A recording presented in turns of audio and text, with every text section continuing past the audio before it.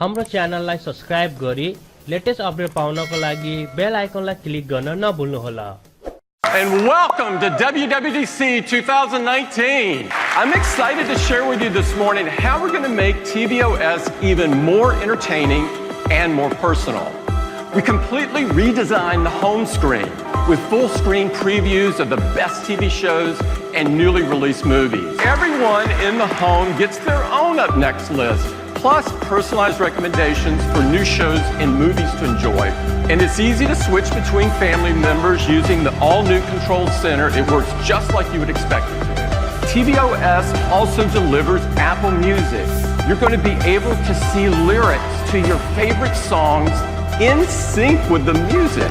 Now, Apple Arcade is also going to look amazing on the Apple TV 4K this fall. We're extending support to two of the best and most popular game controllers available. Xbox One S, yes, and PlayStation DualShock 4. Now let's talk about Apple Watch. Now across all the watch faces, we're introducing Taptic Chimes. And when enabled, on the hour, you'll feel a silent taptic on your wrist, and if sound is on, you'll hear an audible chime, like this. First, we're bringing more Apple apps to watch. The new Audiobooks app, and Voice Memos, and Calculator. We're now making it possible to create apps that run independently on the watch, no longer requiring a companion iPhone app. watchOS 6 now enables the streaming audio API, so you can go with just your watch. Now, to make it even easier for you to discover these apps, we're excited to bring the App Store to Apple Watch. So in watchOS 6, we're introducing Activity Trends. It'll compare your progress over the last 90 days with the last 365. If the trends show that you're maintaining or improving, you'll see an arrow pointing up, and that's great. Keep doing what you're doing. Let's talk about your hearing health. The new Noise app uses the microphone to detect decibel levels and can notify you if it's reached a level that could impact your hearing over time. If you tap the Noise app, you'll get more detail, and you can use the complication of check, which is to raise or rest. Now there's one more new feature in health and fitness, cycle tracking.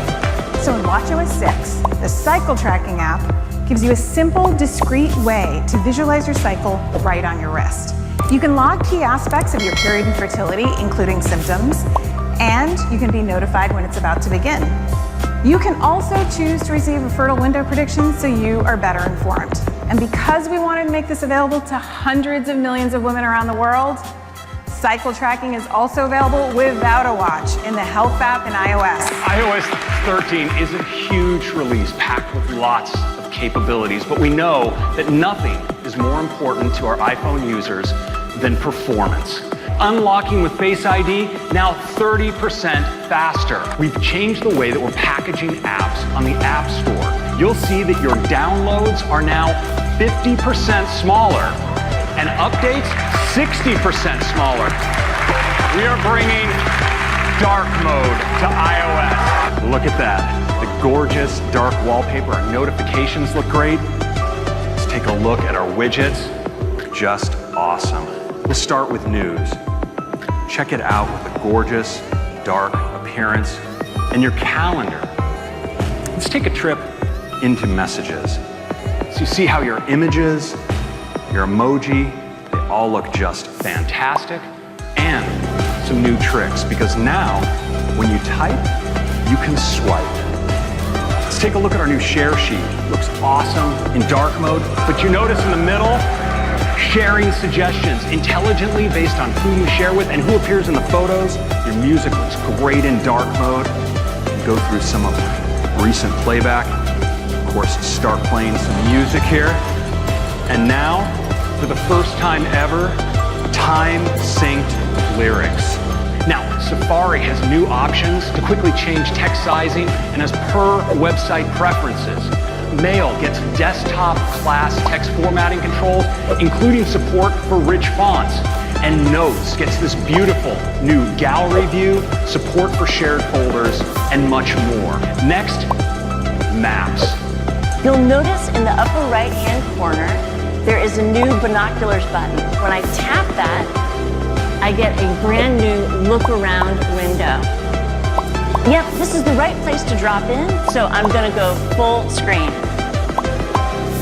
With Look Around, I get a gorgeous, high-definition 3D view. But this is my favorite part. Turn your phone and hold on tight. Smoothly move down the street. Now, for the first time, you can share your location to an app just once and then require it to ask you again next time it wants it. Next, I want to turn to login. We've all seen buttons like this, asking us to use a social account login to get a more personalized experience with an app. And so now we have the solution. It's called Sign In with App. Tap it, and you're authenticated with Face ID on your device, logged in with a new account without revealing any new personal information. So we're introducing something new.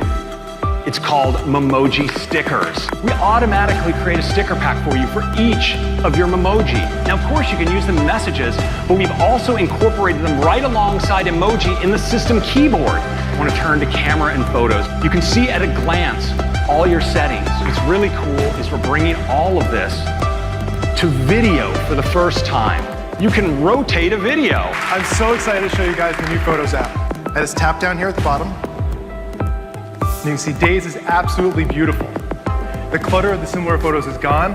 I can just scroll and enjoy now. And you can see videos like this time lapse play automatically for me, really bringing my library back to life.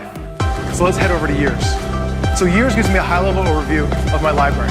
What makes Years really special is that it's dynamic. And Photos knows I go to DubDub every year. So now, it's showing me all of my DubDubs from the past. Let's get started with AirPods. First, when you're wearing AirPods, Siri will now be able to read your incoming messages to you as soon as they arrive, and you can instantly respond. Another great new feature is audio sharing.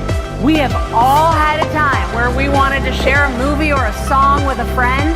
Now you can with just a tap. We are bringing handoff to HomePod. Now when you walk through the door, just bring your iPhone close to your HomePod to instantly hand off your music, a podcast, or even a phone call. And you could just take it with you when you leave the exact same way.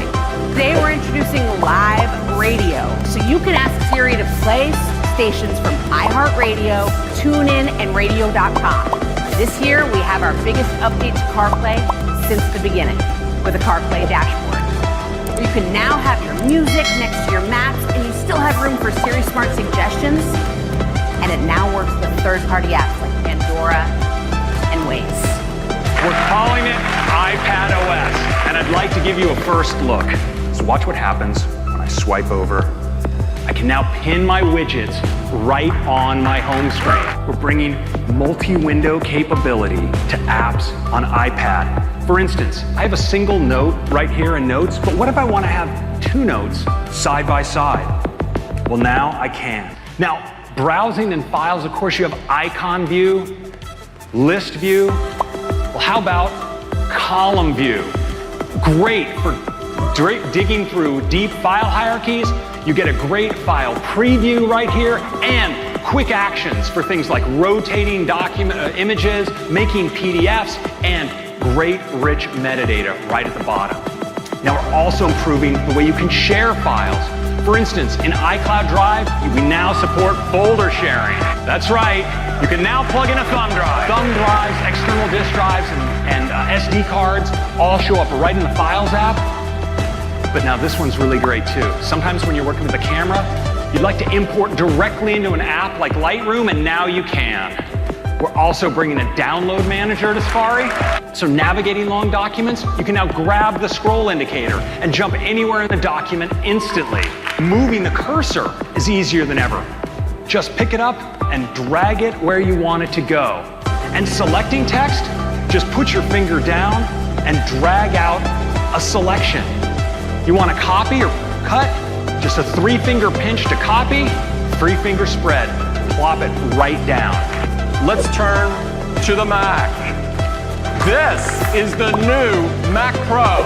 So we're using a brand new Intel Xeon processor, and it has up to 28 cores, 6 channels of super fast ECC memory, and 12 DIMM slots enable an incredible 1.5 terabytes of system memory. So we're bringing PCI expansion back to the Mac. It has 8 internal PCI slots.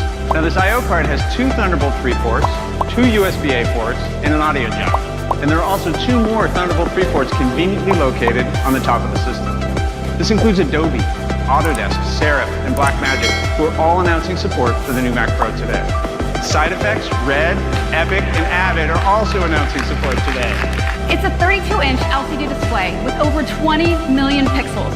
It's a 6K Retina display, and so we call this display the Pro Display XDR. Now, if you look at other systems configured with comparable components, you'll see that they cost around $8,000. The new Mac Pro will start at $59.99. It's going to be available this fall. Pro Display XDR will be $49.99 for the display itself.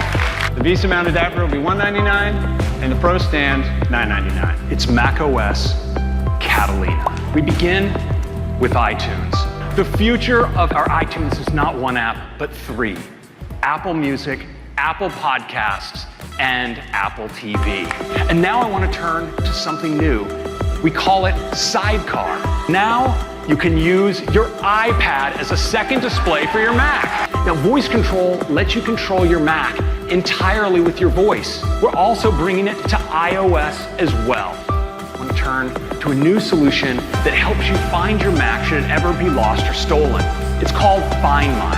Now, Find My combines Find My iPhone with Find My Friends, and it's now available on the Mac and iOS devices as well. But also, for the first time, we're bringing Screen Time to the Mac. We've been working on a new project that internally we call Project Catalyst. And it's new technology that lets developers quickly and efficiently create apps for the Mac based on their existing iPad apps. And ARKit is a major update. Now, this is insane. What used to require painstaking compositing by hand can now be done in real time. Motion capture. Just point your camera at a person and we can track in real time. This is Minecraft Earth. Let's use motion capture and make your character wave. Try one wave. Let's try to trigger the double wave. Cool. And of course, all of this great software will be available to our users in the fall. Thank you.